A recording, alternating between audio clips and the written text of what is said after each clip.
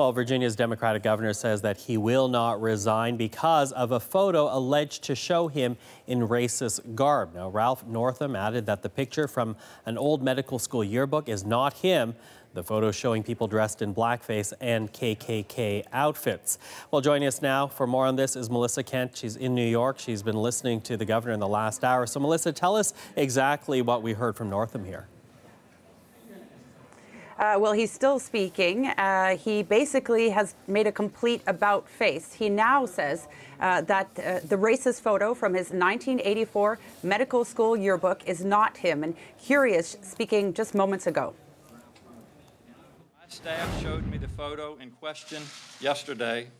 I was seeing it for the first time. I did not purchase the EVMS yearbook, and I was unaware of what was on my page. When I was confronted with the images yesterday, I was appalled that they appeared on my page, but I believe then and now that I am not either of the people in that photo. And that photo, of course, shows one person in blackface wearing plaid pants, a hat, and a bow tie next to another person in a full Ku Klux Klan sheet and hoodie. Both men have beer cans in their hand. And now the rest of the page is filled with photos of Northam with information including his undergraduate alma mater and Ralph Shearer Northam in giant font across the top page. But as you heard, he says that yesterday was the very first time he saw the photo, that he'd never purchased the yearbook. He called it horrific, said he's adamant he was not at that party where the photo was taken. Even if he had been, he would never have taken a photo next to a person in a Ku Klux Klan hoodie. He did admit that he had been in a talent show where he used some shoe polish on his face because he dressed up as Michael Jackson and he won the dance contest because he'd learned how to do the moonwalk. But that was not him at the party. That is not him then. It was not him now. Today's press conference is, of course, a complete contrast to what Northam said yesterday in a statement released by his office and later in a video released by him. He told people he was deeply sorry. He could not change the decisions that he had made, and that he would work hard to regain their trust, and that he accepted responsibility for his actions. So obviously a completely different story less than 24 hours later.